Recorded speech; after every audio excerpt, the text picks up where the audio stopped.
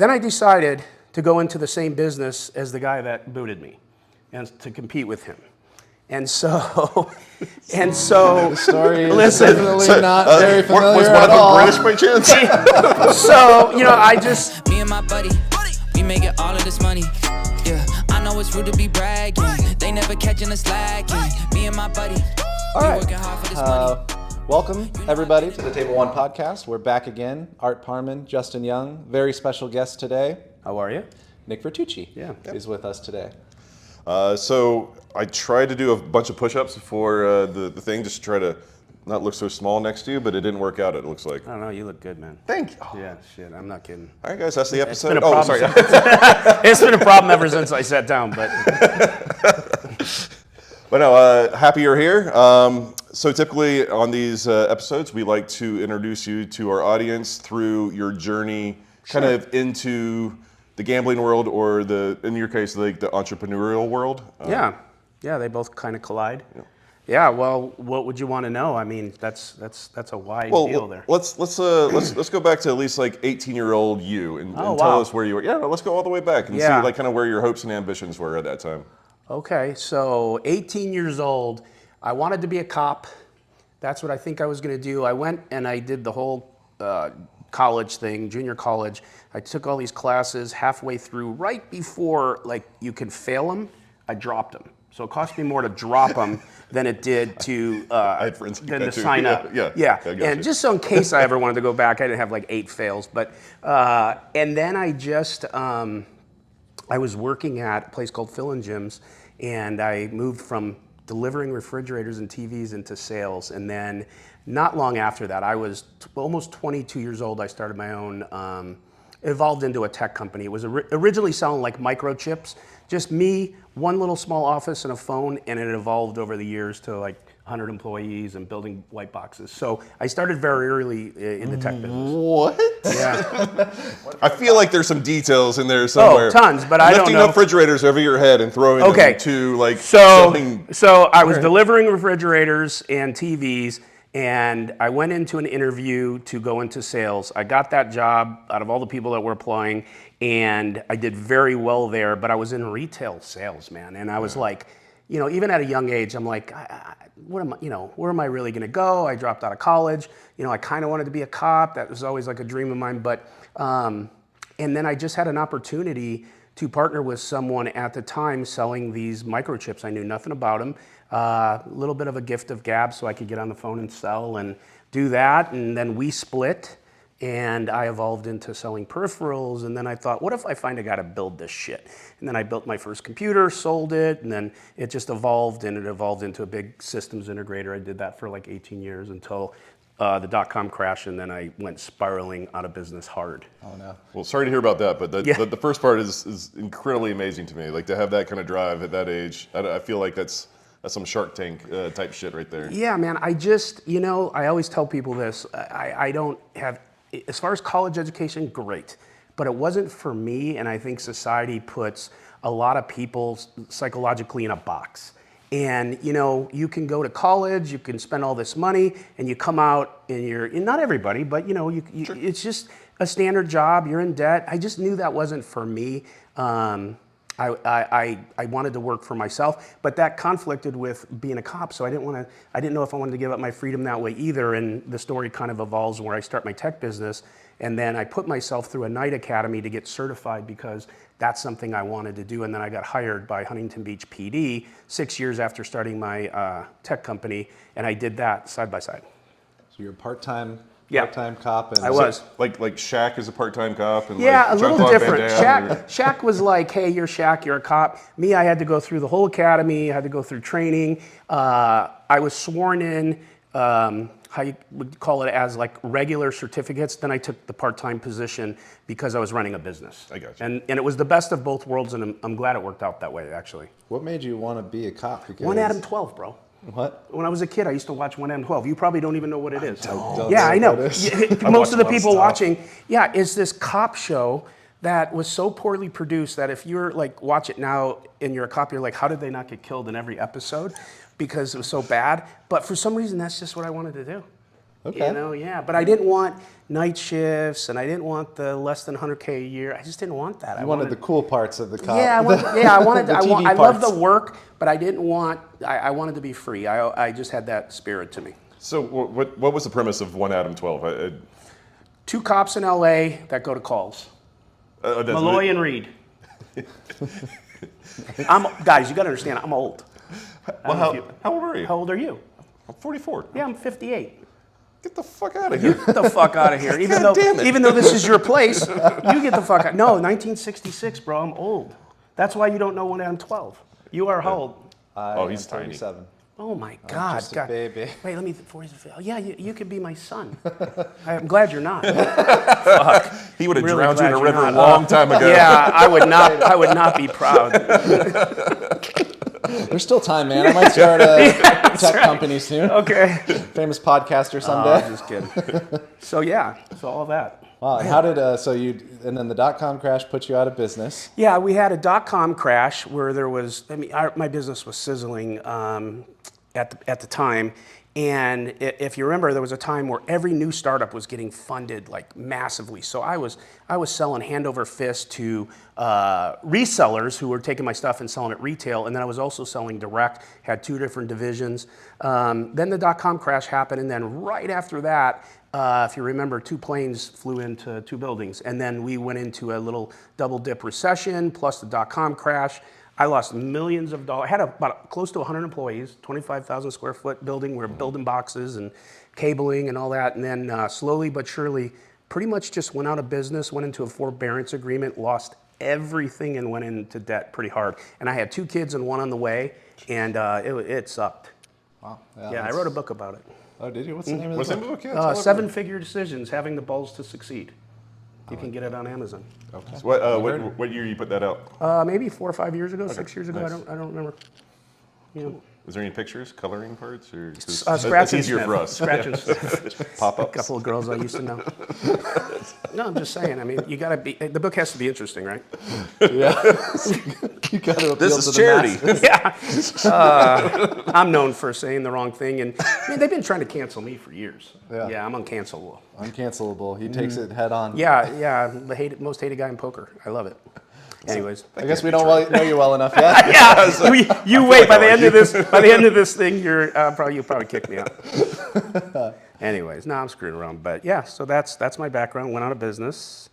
Was in a severe depression. Kind of paralyzed by the fear of what the fuck to do. It was like K through 12, buried. Like I said, losing my house, millions. I went some millions in debt from trying to hang on to that thing way too long. There's a book called Who Moved My Cheese, and that was a premise. Yeah, I've actually read that. yeah, that's a premise of don't hang on to shit too long. If your cheese dries up, you got to take a different route. So that was it wasn't the only thing, but it was pivotal. I remember reading that and going, okay. But by that time, I had buried myself pretty good. And I got invited to a real estate training class by another friend of mine who was losing his box business, packaging. And so misery loves company, so we talked every day. And he invited me to this thing on I think a Friday, Saturday, Sunday. And I'm like, bro, I need Friday, Saturday, Sunday just to recharge my battery to cry my way to work to try to figure out how to make payroll, right? And then he told me something weird. He said, yeah, I paid $6,000 for it, which I thought, oh my God, I'm not the stupidest person on the planet. He is, right? So you got hope at that point. But when he put a value on it, I went and put myself in more debt on some credit that I borrowed to sign up for some other stuff and started investing in real estate. I walked away from the company with full obligations to my partner I had and sat in a Starbucks with a laptop and a phone and a little bit of training that wasn't enough. And I fucked it up even more. I made a bunch of mistakes and when I started, but I kept going. Long story short, I evolved into a full-time real estate investor and recovered pretty much everything and kind of was sailing pretty good from there. But that's a quick version of a lot of pain and a lot of years. What was the time for? How many months or years did it take to go from the meeting to success? From losing my business to starting again, yeah. Probably took me 3 years grinding to start to see, my head above water, maybe 2.5. because I buried myself a little more, making some mistakes there. I didn't really get good training. I kind of got screwed, just like people kind of jam me about my real estate training company, because real estate training seminar companies are pretty much a scam. Yeah. They are, and they get you really motivated, sell you a bunch of stuff. So, anyways, I'll get to that in a minute. But it's true. It's true. And so I created this system of investing where I bought foreclosures, because at the time, 2008, 2009, the market dipped farther down than it ever had. We had you guys were just being born, but we had a major recession because of like bad loans and a bunch of stuff. You don't want me to if you want to know. Watch The Big Short, guys. Like, that's the best way to learn it. Yeah, and watch another documentary called what the hell is it called with Matt Damon? He narrates. I'll think of it. But anyways, because it really tells you what happened, like in the stock market and a lot of things like that. The Inside Job. It's a documentary. Okay. Yeah, it's a real good one. I'm going to fast forward it so I don't bore you guys sick. What do you mean? This is actually incredibly interesting is to it? me. Yeah, okay. Honestly. So I created this system where I would, properties in, let's say, like a market right here in Vegas was my first big market. Properties that three bedroom single families that were selling at before it dropped at like 275, 250, got all the way down to like 40, 50K. Mm-hmm. You can buy them at auction. So I figured out how to do that. I had a partner out here, and we would buy them. We would rehab them. I had to borrow a lot of money, figuring out how to get money from other investors and rehab them. And then we would put renters in them and manage them through a management company. Then we would take that asset and, let's say, sell it to you. We'd make 10 or 15K on it, mm-hmm. and you'd have a full turnkey everything. Tenant in it, cap rate of about 13, 14%. And so we did that. I paid for some programming on the radio. I did like a radio show that I did called the Real Estate Investing Hour, where I would just get on for an hour and do what I'm doing now. Just talk about my system, give the number out, give it. And so I did that. Then some gentleman who had a real estate seminar company contacted me and wanted me to provide his students properties. Long story short, I did that. By the time I know it, I was selling 40 to 60 properties a month. Through yeah. But it sounds great, but it was a grind. To get there, it was a grind.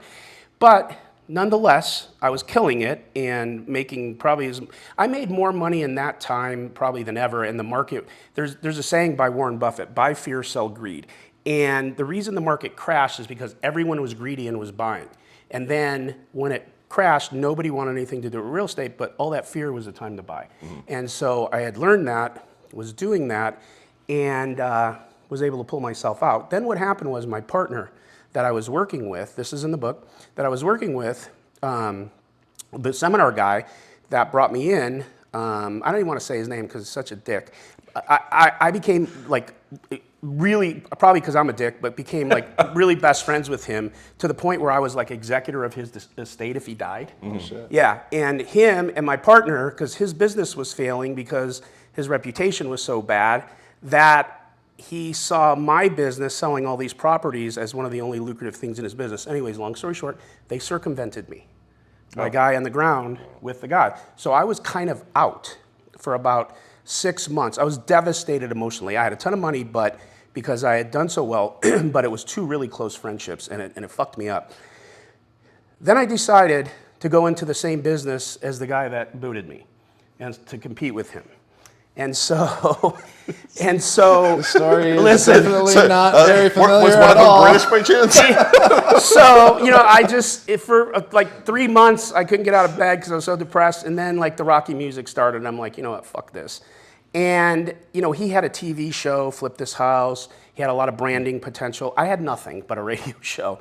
But I put a message out. I figured out how to put the pieces together, and I launched January of 2014. And slowly but surely started to have major success in that business, the business that, I was a student of that. I got screwed by that industry. So my whole goal was to be different and to really give quality. I charged a whole hell of a lot. I don't deny that, but the product that I was putting out, I was probably the best in the business. And then he decided to sue me, because he was very deep-pocketed and very vengeful, and we had a 2-year battle I spent over $2 million fighting him. I could have got out of it a bunch of times, but it was personal to me at that point. It's like I said, it's in the book. And I wound up putting him out of business. And I wish I could tell you more about that because it is very interesting, but I just don't want to overemphasize a point if you want to talk about something No, else. no, I'll read the book and I'll I get the was whole just saying, story. Yeah. That's incredibly interesting to me, and like it's. Kind of relatable. Yeah, I'm sure there's some people out there that have gone through Yeah, something similar. table 1, table 2, I know, you know what I mean? But for, I mean, I will tell you this, I don't care, you guys don't have to say it. I really, I haven't really played in your game, but the vibe with you guys is much different than the vibe of those other guys. A couple times I played, I was very soured, so I would never play there again. I don't even know what other guys you're talking I don't know. about. But yeah, that's I don't care because I can say it. You know me, I say No, anything. that's fine. But it's like that. It's one of those nasty things that it's very personal, but then when you rise above it, it's very fulfilling. Okay, so you had all this success, you bounced back, you won your legal battles. Yeah. Somewhere between age 18 and 100, or however you old when I'm you were in about 2008, 100. you found gambling. I look good for 100.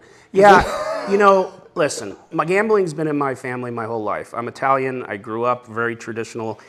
On every holiday, every family thing, all we did was play poker and bullshit like that and drink and stuff. So that was in my blood. What happened was my father died when I was 10. He was 60. He was 2 years, I'll be his age when he died. But he passed away, and so my mother, who had been in real estate, so we moved from Chicago. My dad was in the mafia.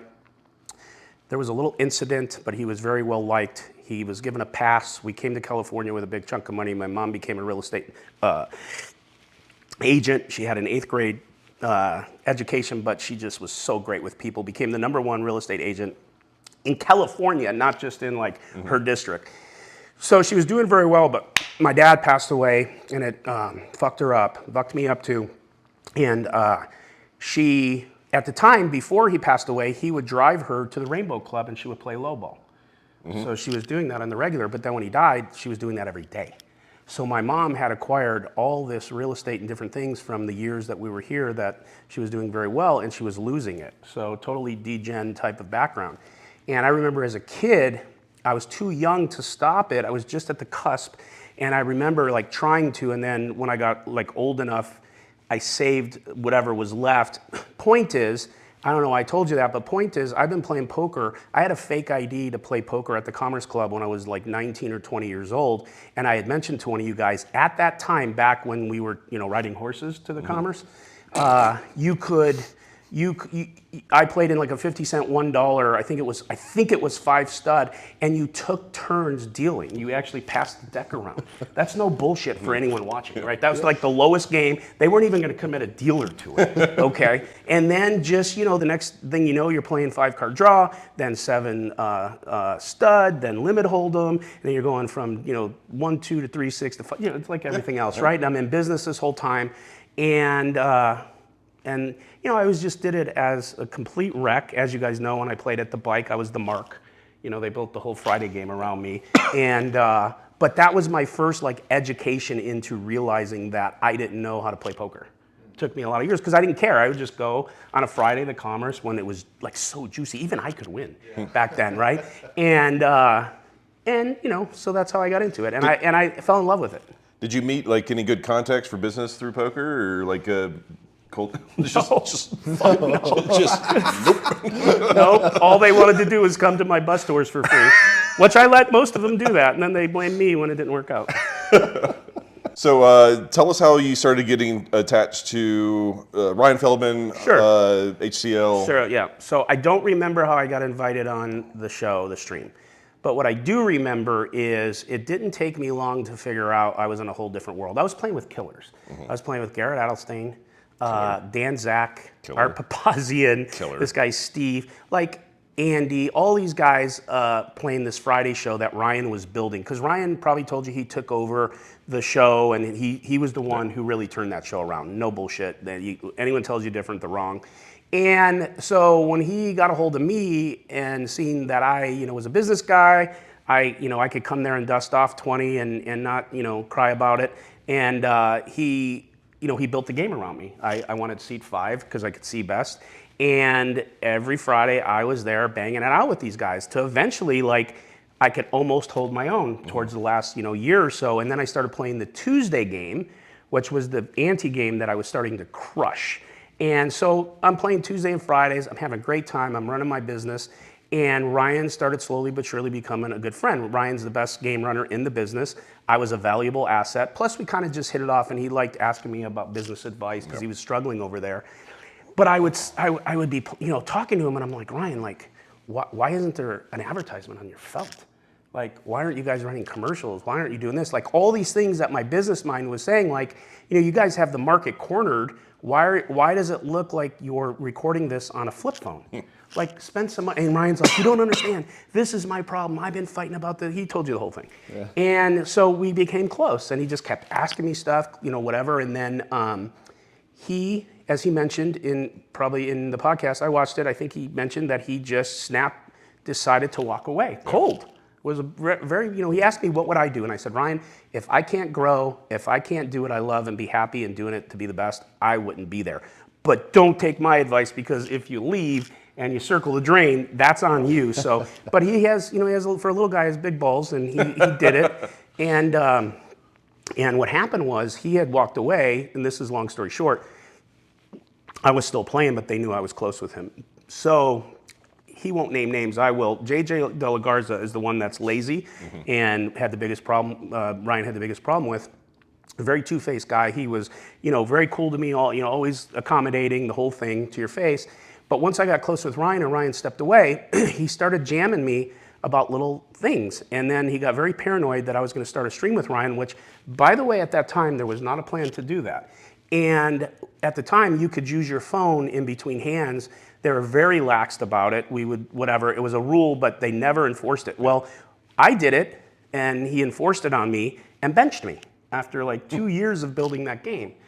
So I'm like, holy shit. So his thing was to use that to get me on the phone with his other partners to interrogate me about, am I gonna partner with Ryan? So I get on the phone to try to get back in the game is what the premise was.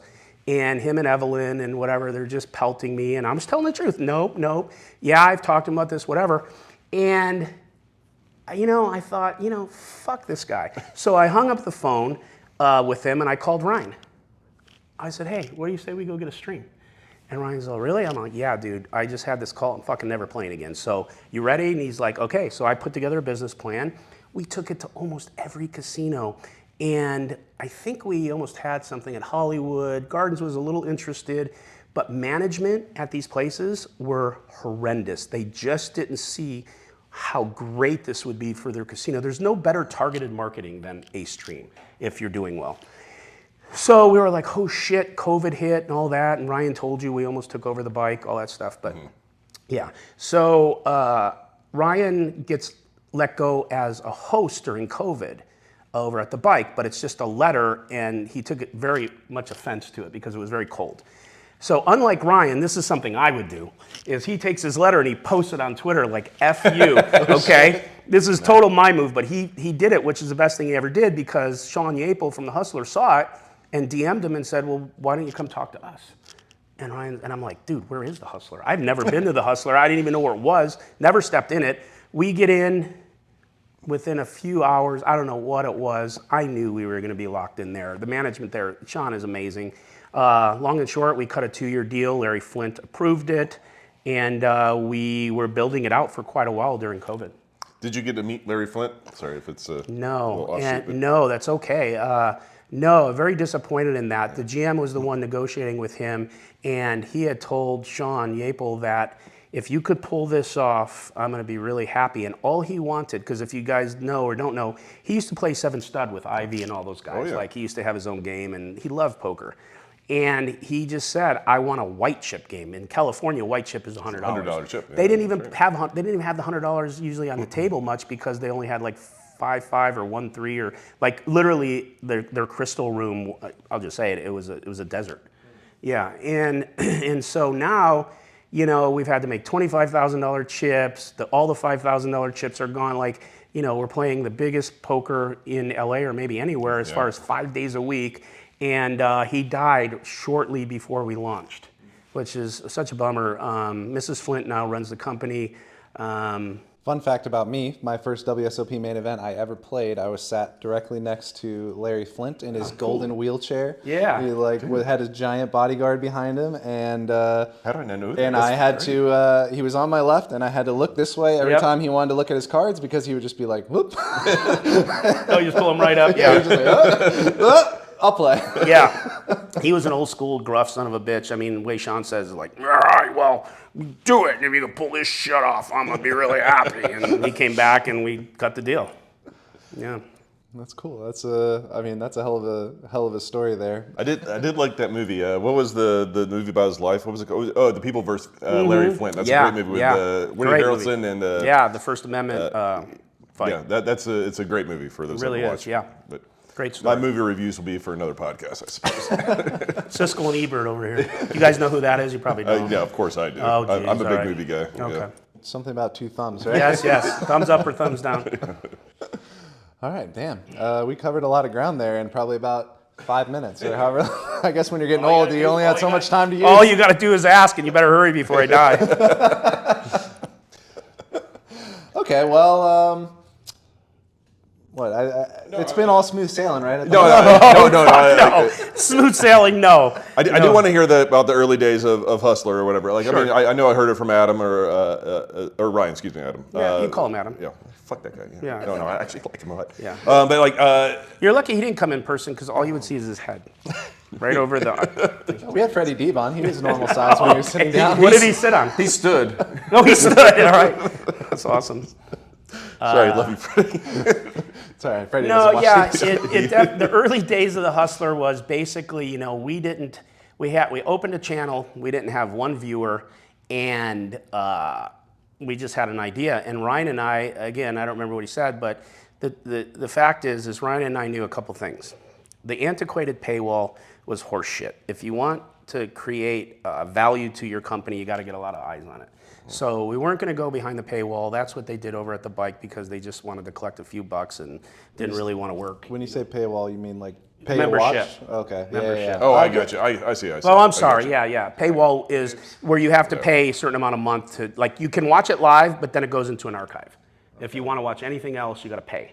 It's like That's Poker going to Go. happen on here. Like Poker Go is pay to watch and archive, but Bike was like you could still watch the show and then archive. But we knew that we had to free it up, and the more first of all, it's better for poker to have more poker out there. Okay, if you want to grow it, and it's better for your business. And then we also knew that look, I think there's such a market for it, and I don't poo-poo any of the other styles.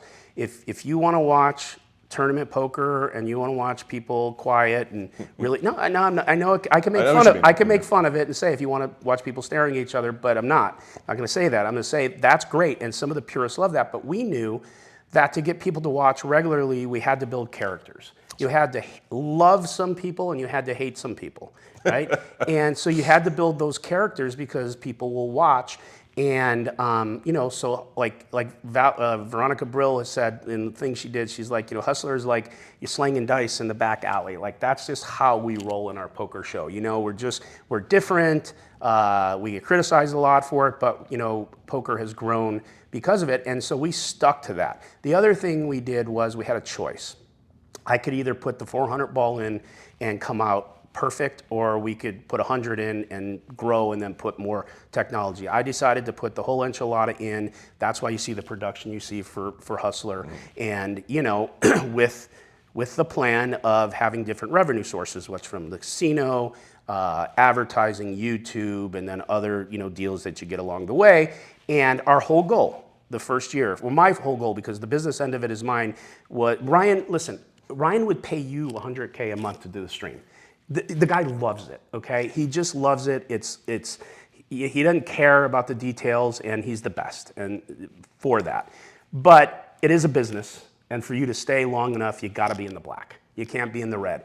But I did dedicate a whole 12 months to not caring about that, thinking I was gonna be in the red, but we went in the black very early because of our product, and that's when WPT contacted us, and a lot of other opportunities came a lot faster than we thought, but that's because I didn't contact one advertiser, I didn't do anything. They contacted us. Our whole goal was to build the #1 poker show and have everyone want to watch it 5 days a week. That's all we focused on. And then it's like any other business. If you, like, it's cliche, but if you do something you really love and you pour your heart and soul into it, generally speaking, that's when the money will follow. It's not like just a magic wand, like The Secret. You just say good things and it happens. It's not like that, but yeah. Yeah. That was actually our plan. Yeah. So you kind of glossed over it, but you had an option to put 100K in or 400K in, and you invested 400K into the set, everything? Right, okay. So the set was built by the casino. They probably put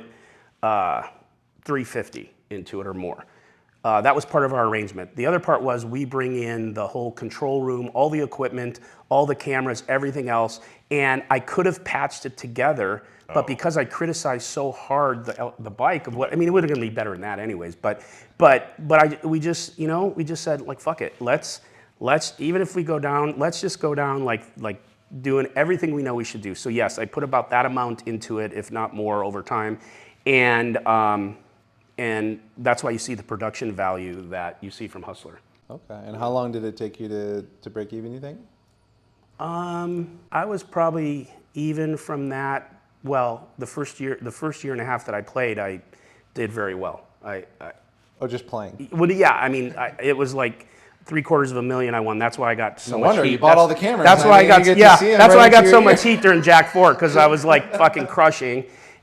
We could talk. I know we're going to talk about that later. Eventually, yeah. But then the sponsorships. I cut a very good deal with the casino. I don't, in respect to them, I won't say what it is. But if I grew their poker room, we were going to benefit from it, and a monthly payment. So did you get a larger cut if you went from investing 100K to 400K, or was it just like no? Ryan and I are 50-50. No matter how much you invested. Yeah, that's great. And I've never taken that back out, because here's why. The first year wasn't a ton of, besides starting it, wasn't a ton of business on the back end, and that's me. And Ryan was, in the control room, he was the star, humping every day, right? Like in the control room with the fucking headset on. So his sweat equity was my capital investment. Sure. Now, I make fun, but believe me, this kid's the best. But now we have another director. He could sit down by the lockers and play online poker when the show's going. But he deserves that, right? And I'm in the back humping my ass off now. And so it's kind of, that way, because now we have, I wish I could tell you all the things happening here. Yeah. But you might see us out here eventually. Mm-hmm. Yeah, and I was going to ask, was Vegas ever on the horizon for when you were looking at casinos in LA? Yeah. If you ever contacted them? Not first, because in my opinion, I think LA has the best recs and the most money out there for players. I think LA is the best place to pick players from. Of course, Vegas is too, and they have prime times like this during the year. So a stream can be built very easily out there, which we probably might do. So if that's what you're asking me. Yeah. No, that's cool. So do you think because of your business past and history, you helped Ryan systematize all of the hiring the director and getting all that stuff together? Ryan would sign anything.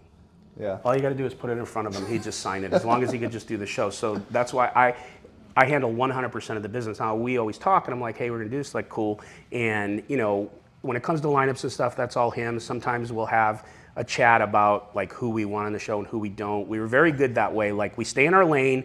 If it's business, I have the last word. If it's a lineup, he has the last word, because that's where our focus is.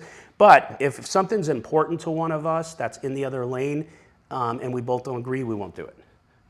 So he's probably one of the. I've had some partners in the past. Ryan's one of the best, but it's still very hard, because you wouldn't know this about Ryan, because he's very amicable and agrees to everything, and he's friendly, whatever. But he's the most stubborn son of a bitch you'll ever meet in your life. Second to me. So we've had our moments where we've had some knockdowns and stuff, but I love him like a brother, and yeah, I think we needed each other. That's awesome. It's a good marriage. I mean, he's the life. Power bottom or no? All right, no, that's fine. Call it whatever you want. The review's coming up in September. No, but you can edit that if you want to. I don't know. Not that there's anything wrong with it. You asked about was it easy? We struggled out of the gate. And the reason we did is because when we were just about starting, a good 2 months before we launched, or 3 months, so let's put it this way. We are great with the lodge. We promote every Poker Go, God bless them. We want everyone to succeed. Really do mean that. But when we started, instead of just letting us go do our thing, the guys at the bike, especially the one I mentioned, was very upset about it, very nervous, and planted a lot of nasty stuff in the players' heads about Ryan and some players and this and that there were, whatever. And so I had key players like Garrett, who at first wouldn't play because he bought into loyal, it. Yeah, and well, in Francisco, so many players that came back to me later and said, I'm sorry, like I wouldn't play your show because like I listened to this person and now they know it's like the reverse. So when we launched, because of that, my main, I'll just say it, I don't, people don't like to say things, they want to be correct and everything to say. My main goal was to put the bike out of business. Not that I don't want poker to grow, it's because they tried to do that to us. And that was a lot of motivation. I was motivated anyways, but that was a lot of our motivation to succeed because we had a lot to overcome even getting out of the gate. It was not easy at all. And they had the reputation, they had the players, they had everything. Yeah, and they had the power to try to sabotage you guys. They did. It sounds like. And they did. Yeah. Sounds like that's they just used true. that law. Anyone could say it's just true. And sometimes life's like that, and then you play the cards you're dealt. Yeah, sometimes a competitor tries to say nasty things instead of just trying to make their product better, right? Yeah. They could just compete that way. Yeah, it's a funny thing. You can compete that way. That's true. And competition's good. Competition is great for business. If you have no competition, you just get lazy. That's right. So the more competition, we had Big Bet Poker try to launch, and the Commerce now, and we have the Lodge, and God bless them all. I hope they all do well. Yeah, like you said, I think it grows the game of poker. If it grows the game of poker, you're going to benefit. Totally. It's Totally. an easy thing, and the cream's going to rise to the top as well. Whatever, if someone gets introduced to the Lodge, let's say, and I do like their stream. Me too. And they're going to find you eventually, and if your product, they like it better, they're going to come to you a little bit more. When I say our players, it's a free country, our players are free agents, but they do respect the seats they get and us, and so some of them will come to us, I got invited to the Lodge, do you guys care? We're like, no, go. Just wear a hustler shirt and get out of here. We're all for it. Yeah, I love it. I love it. So there was some controversy around some people, some hands that happen at the Hustler or whatever. Are you talking about Jack 4? Let's start there. You start wherever you want. You can ask me literally anything. No, I know you're I don't want this podcast to be about that. Honestly, I think we'd be remiss if we didn't at least provide our viewers at least talking about it for a second. Let me clear it up with you too. That subject, we're doing a podcast and interview. It's one of the biggest things that happen in poker. Right. If you guys want to turn it upside down, I'm happy to do that. And I'll tell you exactly everything that was thought, said, done, and everything. But if you don't want to do that, I'm happy to talk about whatever you want. I really don't care.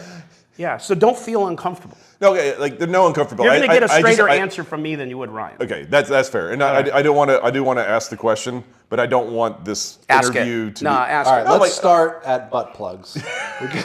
Vibrating butt plugs. C2 butt plug. 1, 2. Yeah. I don't know what to say. We had a hand 6 months ago between Chris and GT, and GT accused him of cheating because he doesn't understand Chris is a maniac, and will put 19,000 in with ace-6 suited pre-flop, and cracked his aces and started to chirp. And we let it go. We turned all our mics off and let him just cook about how he felt cheated. And Chris is like, let's go into the bathroom. He could check. You check. I wish they did too, but GT didn't take him up on it. Chris kept saying, I haven't gone up since the hand. You want to go, but it's all nonsense. Part of the problem, or not, and that's not a problem, but part of having good stream shows, good private games, as Art and I know, is you're going to have some very recreational players that have very recreational ideas of how to play poker hands. Especially the Hustler. Yeah, it's exactly. The Wild West over there. There's no. So to say this doesn't make sense because the reason you're watching these people is because they're doing things that are nonsense and outside the box and whatever. We had a hand in our game, clearly not cheating, but it was 4-bet on the river, And at the end of the day, it was fifth pair versus 10 high. Yeah, it happens. And we're just looking at each other like, what the fuck just happened? Well, and the other person is just like, I thought she was bluffing. And Yeah. it was just that simple. No, Like, it and didn't matter. then you have all the experts come out if they saw that, on a stream. Right, exactly. And they're just like, there's no way. Yeah. There's no way. But Anyways, if you guys out there want to play a game where 10 high just barely loses to fifth Table pair, 1, Aria. Table 1, and watch this ad right here. Just a quick break here, guys. Are you tired of playing with players like this? Not this. No, like no. this? Or this? Or do you want to play with players like this? Oh, wait.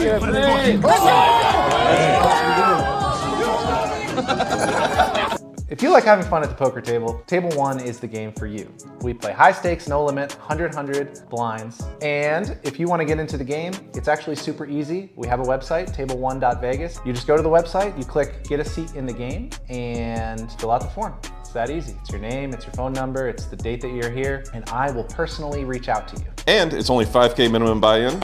Run it up at 2.5 and join us. And we're back. But to be fair, the guy that ended up calling off with 10 high, and it was a significant call off. It was like 15 or 20K on the river extra. Like this is 4-bet on the river. He thought he had fourth pair. Like he immediately just got like it was like turned white in the face. And to show how nice some of our patrons are that play our game, the person's like, oh, you wouldn't have called with 10 high.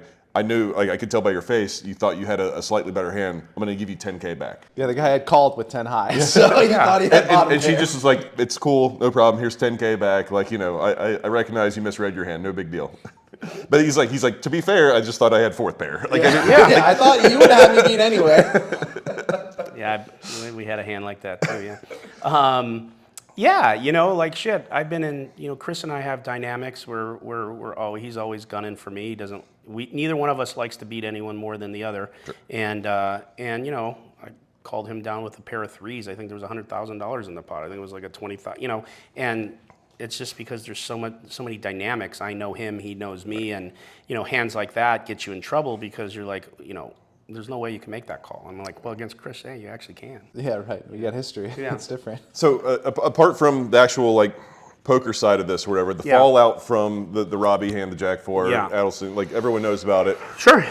I'm more interested in the fallout part because that's got to be fallout, how emotionally and personally. Super frustrating and getting attacked from every side and So listen, here's the thing. I was not, even before Jack 4, I was not prepared to be on a live stream 5 days a week or whatever it is, or 3 days a week, and I wasn't aware of how social media works. So even before that, I had a problem with a lot of the heat that you have to take, whether it's your game, whether it's this or whoever, whatever. And so for me, if I had to do this all over again, I wouldn't say it'd be a walk in the park, but it'd be a lot different. So then when Jack 4 hits, I'm at the time, I think I'm second most winning player behind Garrett at the time. And immediately things shift to me. Because I have the real estate thing, I got 10 or 15 reviews on there that people like to jam me about, and everyone has their theories and stuff. And so I immediately, like Billy DeGaff, because he was a winning player at the time, we took a lot of heat, and a lot of it was directed towards us, 16-player cheating rings. I won't say who because I'm good with him now, but someone went on the Joey show in the investigation, and if I would put my hand like this, I'm signaling that I have it. If I do this, so there's all this stuff. But in a nutshell, it was one of the worst times of my life. I'm over it now, and if it happened again, I would breeze through it because I get it a little more now. But I went into a severe depression for about 3 months. I couldn't play poker anymore. When I did, I couldn't win. If I was going to make a thin call, I thought, well, that'll look like cheating. If I was going to fold, and it was, so everything I was doing, I was in my head, and I was being attacked. We had, a Twitter account called the Vertucci Files. We had the HCL Scandal Files. People are DMing me, all sorts of shit that, I think the best one was that I should wind up in a back of the trunk of an abandoned Honda Civic. And I'm like, wouldn't even fucking fit in that truck. At least put me in a Cadillac, And but it was real tough. We had a dealer almost quit, cried for 2 weeks. She was accused. Lauren, who's pure as gold when it comes to, I mean, it's just nonsense. They come up with everything. And then, of course, the anal beads and the this and the mug and the that. You know, so it was really tough, man. And yeah, it was a lot worse than people think. So when you said, like, if it happened today, like, you'd handle it better, does that mean you would just, like, let it all go and not feel, like, any kind of personal attachment to, like, the comments? I think I couldn't, you can never say you can't feel anything. Sure. But the way I let it affect me would be way different now because now I understand it. Right now, you could go online or DM me and hit me, and I'll just read it and go, oh, fuck off. You know, whatever. It doesn't, like, I'm just used to it, right? But then it was so personal, you know, because here's the thing. Do I know if Robbie cheated? No, I don't. Do I think she did? No, but not because it's my show, because I can't find it. No. With that said, anything's possible, right? You know, and like Ryan said, we almost wish it would have just come out. Any answer. We could have just ended it, you know what I mean? Yeah. And then whoever it was, they take accountability. But Ryan and I were always good because we knew it wasn't us, right? Yeah. And so, you know, it's one of those scenarios. So now it would just be like, yeah, I would probably spend the money on the investigation. I think that was something I spent $106,000.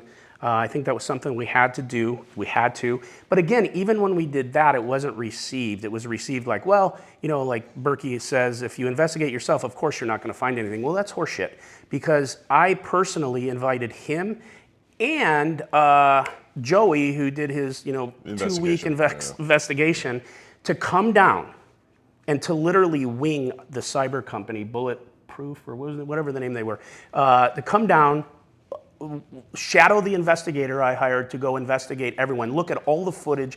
Like I know specifically Joey, I said, come down and do that. And they weren't interested in it. But you know, you can jump on a mic and it's easier just to give your opinion, right? And just to say like, oh, you should shut down your stream. Oh, of course you're not gonna find anything, but you know, that's the stuff that these guys don't tell you. And so how would I handle it differently? I would still do what I did. I would still put out the information because I think it's our obligation to do it. But I wouldn't go on to Joey's show ever again for something like that. I wouldn't set myself up for failure and all the things that I tried to. The more you communicate, like some say it's better because, you know, some say like Mike Postle didn't communicate, didn't do anything, that's what made him look, I don't know.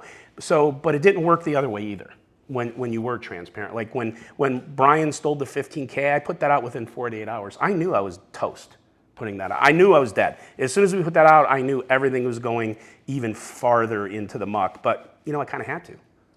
You know, if I don't, then, you know, what does it look like, right? Right. Yeah. You find something bad, you put it out, and yeah, hopefully it comes out okay on you. Yeah. But our viewership went up, which it wasn't worth it because the emotional portion of that wasn't worth it. It really wasn't. But it made us stronger. A lot of the stuff we do now is better. A lot of the security stuff is better. We're more resilient. It really fueled us once we licked our wounds and dusted off our shoes to go do the first $1 million game and just rise above it because, you know, everyone said we weren't going to survive it. Not everyone, but a lot of people did. No, for sure, and that's great. And like that was going to kind of lead me into like the next set of questions or the next section or whatever. Like, you know, what is Hustler post that? What is Hustler going to be like in the future? Like we obviously we talked to Feldman about it as well, but like I don't know, like it's still growing, which is very impressive for like streams. Like it's kind of taken over its own thing. Yeah. Where we're going is a lot of things are happening. I'll just say it this way. I believe there's going to be a partnership sometime soon. Don't know for sure. Anything can happen in business that I think will allow us to go a lot wider. I believe we might be in another location if things Las work Vegas? out. I don't know that. Maybe. I'm just saying, like, who knows? I don't know. But, you know, that's something. Hustlers Table 1 You know, game. yeah. And, you know, we got a lot of, like, you know, you saw the Neymar stuff. We just have, we want to grow poker. And to grow poker, you have to do things different. You can't just, like you guys are poker, like you're ingrained in this industry.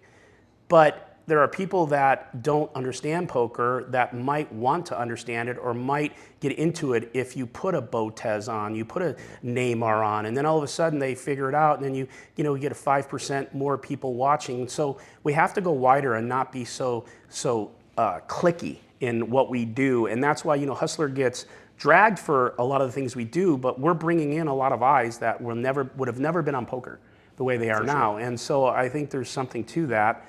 And we just got a lot more that we want to do, because the truth is Ryan and I love it. Like, I love the business of poker, and I love poker. And so I wake up every day like excited to go and make more partnerships and get more revenue, and to make the show better, and to add cameras and all that stuff, because we're not going to sit on our laurels, because here's the truth. Nothing lasts forever. Nothing. I'm telling you. I mean, really nothing. I've been in business, had so many businesses that have come and gone in this, and markets change. I mean, look at the guy who created the fax machine. Where is he now? You know what I mean? Nothing lasts forever, right? Blockbuster. Yeah. I thought that was you. Right, yeah. I was way before fax machine, bro. What are you talking about? I was sending what's the thing? Where you write something with a feather pen and send it with a bird. Put some on a rock and Yeah, in a bottle in the river. Folder on the left. Yeah. But, yeah, so, I don't know. So, like, your plan is kind of evolve with the times, or just like kind of ride out You have this, to evolve with the times. You have to keep creating. You have to keep being different. Like, look, we create like this game, like the first $1 million game, and then we just got to go right back to business running Max Payne Monday, the 1020. It's like, holy shit, what a Yeah, so let down, but at the same time, what a dump. But now they watch our show, and if there's $20,000, $30,000 pots, people are like, this is fucking boring. Like all the people that are spoiled because they're used to They got like the biggest hit of heroin first. It's like they just can't get high, man. So we're always just trying to continue to push it, but you have to be careful, because in poker there is a poker hospital and you have attrition. And so, for you guys or anyone, here's the rub. You want to accommodate the players that want to play bigger, because especially if they're fun. And at the same time, you have to protect some players that don't want the game to grow into a 200, 400 during that day, because then they won't come back and play the next time, or they're going to go broke. So Ryan and I fight over this constantly, because it's tough. Like, we get players that'll be playing in a game, and Garrett was known for this, and I don't give a shit to say it, is that, like, look, man, like, if you're that good of a player, you're going to get it eventually. Take your time. Get it slower. You can't just keep raising the game, but at the same time, that's what the viewers want to see. But what they don't understand is you're not going to get this player to show up the next week. I can name a bunch of players that would never play again because they were afraid to get in the game. So these are the type of things that, like, do we run the biggest games and just burn it out? Or do we protect it, and then, like, players are frustrated? And it's really tough to run a private game or a stream. It's a head fuck, This man. is super relatable. Who will play with? Super I don't like relatable. that guy. He's too good. It's like, bro. from like, your just lips to sit God's down. ears. Yeah, It- just like, sit down. Just play. Yeah, you know? you hit the nail on the head. We asked Ryan a lot of questions about lineup building, because we know he's the lineup guy, Yeah. but you get it about about not making the game too gets big it, for certain people. but he won't say it, because he wants the game to play bigger, especially right there in that show. This, viewership just goes up, but then, I'm not going to name any names, but then poor old player in seat 9, is not going to be back for 3 months, and it's just, and honestly, I think you have an obligation to protect your players. Like, it's their big boys, it's their money, they lose it, fine, but you have to protect the game. If you advertise a game, and then next thing you know, every night, 4 hours in, it's 2x what you said, you're kind of fucking up. I agree. I hate to say it. And like, If you're doing that, I'm sorry. I do think you are doing great. guys, and like even Poker Go has done a good job at this or whatever. Like when you guys do have the bigger games, you guys make sure everyone can handle it. You're not exposing like some guy taking a shot or anything like that. Nope. Like it's like Max Payne Monday. Guy's like, okay, I'm gonna play on Friday this time or whatever, and then you're just not gonna see him like you said for like months. I'll give you a perfect example. One of the, I hope he doesn't mind me saying this because I have no idea why he isn't playing. It could just be business, could be a lot of things. But Israeli Ron has been someone that's been playing for years. Sweetheart of a man. And he's not a poker pro. He's just a business guy that loves poker and fucking the Queen 2 thing or whatever, Queen Deuce, whatever. So whatever. But like, for example, a lot of these guys when they're playing, they don't, okay, I'll put it this way, not just him. Anyone playing on a stream, if you say, can we put the straddle on permanently, very rarely will you have anyone say no, because first of all, in your game, without a camera, they're embarrassed because they don't want to be that guy. And on a stream, there's no chance they're standing up for themselves, but they're like tilted, right? Yeah. Well, you know, I think Ron got talked into playing a Friday game with like Garrett and all those guys, and you know, I was watching from home, and I just was watching him, just going, fuck, like whatever. And you know, I called Ron after that slaughtering was over, and I just said, Ron, you're not playing Friday anymore. You're not playing. I don't care. Like, I don't want you being put in that position. And he literally said to me, yeah, if I ever try, don't let me. And I said, okay. Because, like, you really got to care about your players. I'm not trying to sound all, like, whatever, but you really got to give a shit about them and protect them from themselves. And, you know, poker is a very predatory business. Very predatory. True, yeah. It's dog eat dog. And if you want to help with attrition or you have any care for people, it's a tough thing because it is their money, it is their decisions, but I think we do it. We had the Dark Knight who was 17 shots in and was trying to put 50 ball on the table, and I walked up behind him and whispered in his ear, I'm picking your chips up, and picked him up and he just thanked me the next day because he was gonna lose that 50 because he was hammered. So I just think even off stream, if you're running a game or you have any say, I think you should treat your players that way out of just a humanness type thing, right? 100% agree. I mean, our job is, as poker players, is to make money. I mean, that's what it is. It's to show up, to outplay your opponent. If you say anything else, you're full of shit. Yeah, 100%. But like when you have a new job as a stream producer or as a private game runner, it's to put together a product. It's like making money almost becomes secondary, which is a backwards thought, which I've been struggling with. It's honestly. not backwards because if you take the other approach, the making money will disappear anyways because you have a shelf life. You can't operate like that for too long. The oil rises to the top, and the shit does, and people will stop working with you. In my opinion. I completely agree, but it's a hard transition, I think, to go from like whatever. Like I was an engineer before, became a poker player, so like business has never entered my mind. Like I don't understand that at all. Like luckily I have Art to help me out through some of this stuff. But like Justin's our lineup guy, and I'm the you of this relationship. Okay. And I'm not a very good you. But I don't think I'm a good Ryan either. But to me, like all I care about, I want the lineup to be good and like let the chips fall where they may, and like I trust myself to be a good enough poker player to win. And like, that's kind of where I want private games to be, stream games to be, whatever I'm invited to or am setting up for people. Well, you know, we had, again, and you don't have to cut this, but we had the Garrett issue, and that's how I feel. If you're a good enough player, just play. Yeah. Like, look, game selection is important. I know that. This is a business. But at some point, just fucking play. Just give up a little bit to like gain EV. a lot. Give up some EV. What's the short, entertaining version of the Garrett story for those out there that might not know it? Sure, I'll tell you. I'll be very forthright about it. Garrett was a friend for a lot of years, and he really was, whether he believes it or not. I felt he was, and I really enjoyed, even though he's a killer, I really enjoyed playing with him because he's very fun in a game. Okay.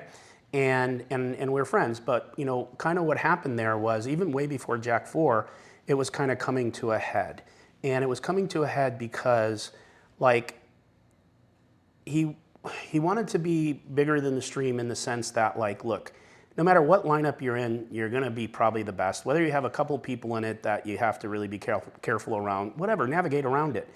And he put a lot of pressure on Ryan, who didn't really know if he should be giving him that kind of clout or not because he was afraid not to, and then it was hurting our game to do it. So Ryan and I would argue about it probably a good year before Jack 4, and it was just like, hey man, too much control here. You know, there was a rating system of who he would play. I'll put it to you this way, like even on the Friday show, I wasn't wanted to play by a few players because I'm too tight. But even him was like, you know, I had a number and preferably to have other people that would just like give it away. And it's just gross to me. And so Ryan and I would fight about this. And so what happened after Jack 4 is he kind of expelled himself. And look, I understand why Garrett thought he was cheated. I do. Like I say that, I'm not just saying, I understand it. That fucking hand made no sense, especially immediately. It's like, my commentators thought that she was cheating. Like everyone did. The readers must be wrong. Bro, like that can't be the hand, right? We know poker. Okay, but here's the thing. I know personally that I've been accused for so many things that are not true. That fucking stings. And not only that, that condemnation will stick with me or Robbie for the rest of her life, okay? No matter if you don't know, you always look at her and go, well, you know, maybe. And guess what? If she didn't do it, that sucks, right? That sucks, right? If she's just stupid, that sucks, okay, right? Well, I mean, if you call that hand smart. or thought she had a 3, whatever. Or Stupid like a fox. Stupid like a fox. It's not that smart, she gave the money back, but which is a whole nother story, which I think is gross. But that's okay. So in the moment, I get it. The next day, I get it. A week later, I get it. I get it. But at some point, knock it off. And, you know, he started out saying, oh, not Ryan and Nick, because he wasn't sure about how this was going to go, and he still wanted to probably protect his cherry patch, right? And then slowly but surely, he was just getting a little bit more bold and would, you know, put tweets out, compromise stream and this, and maybe, but we don't know. And so I guess my problem, the short version, if it is, still could be a short version, is that I don't mind that he felt that way, but if you keep saying you have evidence, I told him, you bring it to me and I will stand on a podium with you and do a press conference. I will bring it out on my podcast. We'll announce it on the show. We would never hide anything. It is what it is. But if you don't have it, shut the fuck up. Like, that's it. Like, stop with this shit, you know? Because it's not fair if you don't know for sure.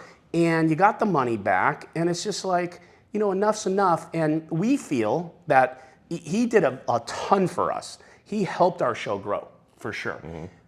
But we helped him. We gave him a platform. You gave him a salary, basically. Yeah, $2 million a year salary. And it's like, just come on, bro. Like, you know, I don't know. So it was how it was handled. He could still go out and say, I think so.